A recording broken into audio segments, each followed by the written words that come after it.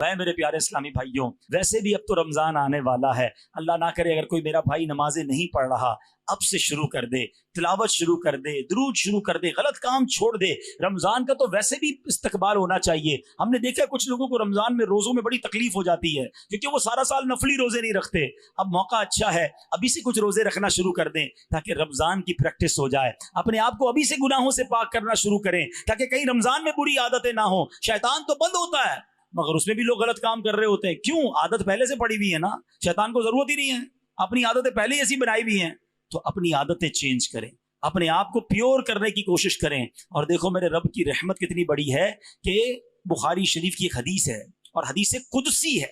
अल्लाह फरमाता है अगर बंदा मेरी तरफ एक बालिश बढ़ता है तो मैं उसकी तरफ एक गज बढ़ता हूं। अगर बंदा मेरी तरफ एक गज बढ़े मैं उसकी तरफ एक मील बढ़ता हूं। और अगर मेरा बंदा चल कर आए तो मेरी रहमत उसकी तरफ दौड़ कर आती है। वो तो चाहता है, उसकी रहमत ये चाहती है हम बख्शे जाएं, हम माफ कर दिए जाएं, हम जन्नत में जाएं। मगर बंदा है कि खुद अल्लाह से रुख मोड़ के गलत कामों की तरफ चला जाता है। तो है मेरे प्यारे इस्लामी भाइयों, बस मांगना है उससे, उसने दे देना है। हाँ, उसके खजानों में कमी नहीं। आपके मेरे पास थोड़े पैसे होते हैं, बहुत गिन गिन के बांटते हैं, वो तो उसके तो खजाने खत्म होने वाले नहीं है। आज सच्चे दिल से तौबा करके, आज सच्चे दिल से उसे पुकार के, आज सच्चे दिल से उससे दोस्ती करके जाना है। अगर कोई गलत आदत, अगर कोई गलत काम कोई करता है, आज तौबा कर लो, सच्ची तौबा कर लो। और अल्हम्दुलिल्लाह ऐसी प्यारी बातें हमें दावत इस्लामी के माहौल में सिखाई जाती हैं। आप दावत इस्लामी के इज्तिमात में आया करें, मदनी काफिलों में सफर किया करें, तो इंशाअल्लाह अल्लाह से दोस्ती होना शुरू हो जाएगी, गुनाहों की आदत खत्म होना शुरू हो जाएगी। और दावत इस्लामी की तो क्या बात है, दुनिया भर में दीन मतीन का काम कर रही है। 150 से ज्यादा ममालिक में दावत इस्लामी सुन्नतों का पैगाम पहुंचा चुकी है।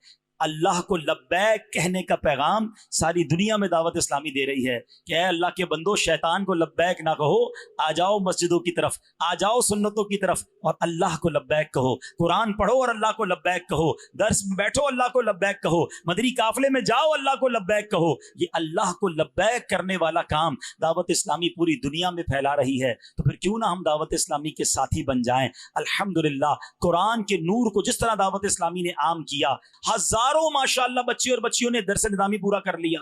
दावत इस्लामी सुब्बत के लिए क्या क्या नहीं कर रही। फिर आगे चले 150 के करीब इस्लामिक मीडियम स्कूल बना दिए और अब उसमें कॉलेज और यूनिवर्सिटी की तरफ हम काम कर रहे हैं। और ये भी पता है क्यों किया? जो हिस्ट्री, इस्लामिक हिस्ट्री जिन्होंने पढ़ी है ना, मेरी बात समझेंगे। आज से 400-500 साल पहले हमारे मदरसों से उलमा भी बनते थे, इंजीनियर भी बनते थे। हमारे मदरसे से डॉक्टर निकलता था। हमारी अब पुराने जितने साइंसदान हैं, मुस्लिम साइंसदान, मुस्लिम डॉक्टर्स, कौन सी यूनिवर्सिटी से पढ़े भाई? वो दरसगाहें थी जहां इल्म दीन भी था और दुनियावी उलूम भी थे। एक बड़ा खतरनाक प्लान बनाया गया, साजिश की गई मुसलमानों के खिलाफ कि यार ये अगर मौलवी साहब भी साइंसदान भी बन जाएंगे, आलिम बन जाएंगे, ये कुरान पढ़ने वाले डॉक्टर बन जाएंगे तो हमारा क्या होगा? यूनिवर्सिटी को अलग कर दो, मदरसे को अलग कर दो। मौलवी बनेगा गरीब रहेगा, सिर्फ इमाम बन सकेगा।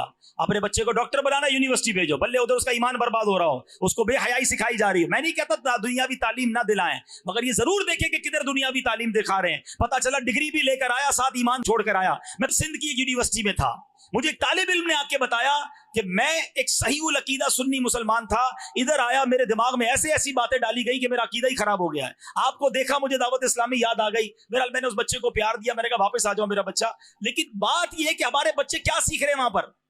तो क्यों किया गया कि इस्लाम सीखने वाले लोग कम आए। हम क्यों नहीं भेजते? ये सारे कारोबारी लोग बैठे, हमारे बच्चे आलिम क्यों नहीं बनते? हमारे बच्चे हाफिज और जनाब वो इमाम क्यों नहीं बनते? आप बोलेंगे यार बात तो आप सही कर रहे हैं, लेकिन बच्चा बेचारा आलिम बन जाएगा तो 20,000 से ज्यादा कमाएगा नहीं, वो अपनी फैमिली को कैसे चलाएगा? आपको पता है हाल क्या है? आपका दिल दुखना चाहिए कि आज मस्जिद के इमाम का बेटा मस्जिद का इमाम नहीं बनना चाहता क्योंकि उसने अपने बाप को देखा है कितनी गुर्बत में जिंदगी गुजारता है। एक आलिम का बच्चा आलिम नहीं बनना चाहता। ये क्यों हो रहा है?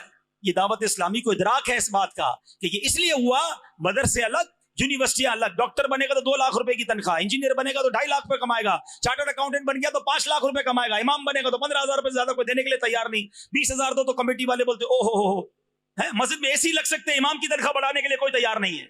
क्यों नहीं तैयार है भाई? वो हमारा इमाम है वो। और फिर इमाम साहब बेचारा किसी से कर्जा मांगे तो कमेटी वाले नाराज, वो क्या करेगा? भीख मांगेगा क्या? इमाम का ख्याल हम नहीं रखेंगे तो कौन रखेगा? लेकिन ये अलग बहस है। मैं जो समझाना चाह रहा हूं समझो, ہم نے بہت غور کیا کہ یہ اگر گیپ کور کرنا ہے تو یہ گیپ آج کے دور میں دعوت اسلامی کر سکتی ہے. ہم نے اس لیے اسلامک انگلش میڈیم اسکول بنا دیے کہ انشاءاللہ وہ دن اب دور نہیں ہے کہ آپ ایک انجینئر سے ملیں گے وہ عالم دین بھی ہوگا, ایک ڈاکٹر سے ملیں گے آپ علاج کرانے جائیں گے وہ ڈاکٹر بھی ہوگا اور وہ درس نظامی کیا ہوا حافظ قرآن بھی ہوگا.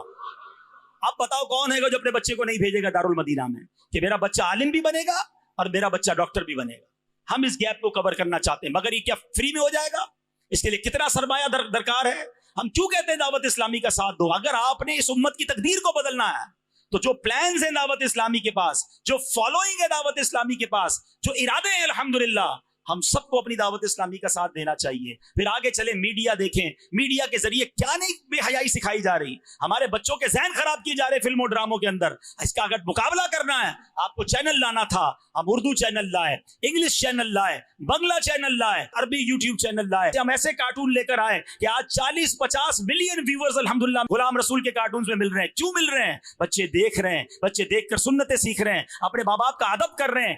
آپ کام کی رفتار اور اس کی حکمت عملیوں کو دیکھیں. اور آگے چلیں, جب ویلفیئر کی باری آئی, کووڈ کے زمانے میں بے روزگار ہو گئے لوگ, 1 کروڑ لوگوں تک دعوت اسلامی نے, اس سے زیادہ لوگوں تک پکا ہوا کھانا پہنچایا, راشن پہنچایا, کیش پہنچایا. ہمیں پتا چلا کہ بارشیں ہو رہی ہیں, سیلاب آ رہے ہیں, اور ذرا برف باری ہوتی ہے تو مری کے اندر برف باری ایسی ہوئی کہ وہ رکنے کا نام نہیں لے رہی, گرمی پڑتی تو ہیٹ ویو آ جاتی ہے. یہ پرابلم کیا ہے؟ جب حکومتی اداروں سے بات کی تو پتا چلا درخت کاٹے گئے, فارسٹ کاٹے گئے, روڈے بنا کے ہم نے درخت کم کیے, اس لیے موسم تبدیل ہو رہا ہے. ہم نے بیڑا اٹھایا کہ پودا لگانا ہے, درخت بنانا ہے. 26 لاکھ کے قریب پودے دعوت اسلامی والے لگا چکے, اب بھی پودے لگا رہے ہیں, اس کا خیال بھی رکھ رہے ہیں تاکہ ہمارے وطن کو آکسیجن کی فیکٹریاں ملنا شروع ہوں. پھر آگے چلیں, سیلاب آیا, سیلاب کے اندر اللہ کی رحمت سے 3 ارب سے زیادہ روپیوں کا کام الحمدللہ دعوت اسلامی والوں نے کیا. کھانا پہنچایا, راشن پہنچایا, کیمپ پہنچائے, میڈیکل کیمپ لگائے, صرف انسانوں کے نہیں جانوروں کے بھی میڈیکل کیمپ لگائے, کیونکہ گاؤں گوٹ کے لوگوں والوں کے لیے جانور بچے کی طرح ہوتے ہیں. تو یہ ہے دعوت اسلامی. ترکیہ اور شام کا معاملہ ہوا, الحمدللہ آپ کو کوئی پاکستانی این جی او گراؤنڈ پہ نظر نہیں آئے گی. سامان کچھ لوگوں نے بھجوایا ہوگا, ہم وہاں موجود ہیں کیونکہ ہمارے 5 فیضان مدینہ ترکیہ میں ہیں. اللہ کی رحمت سے جب اتنا بڑا کام کوئی تحریک کر رہی ہو, پھر ہم اس میں کتنا ساتھ دیں. ہم سب کو دعوت اسلامی کا ساتھ دینا چاہیے.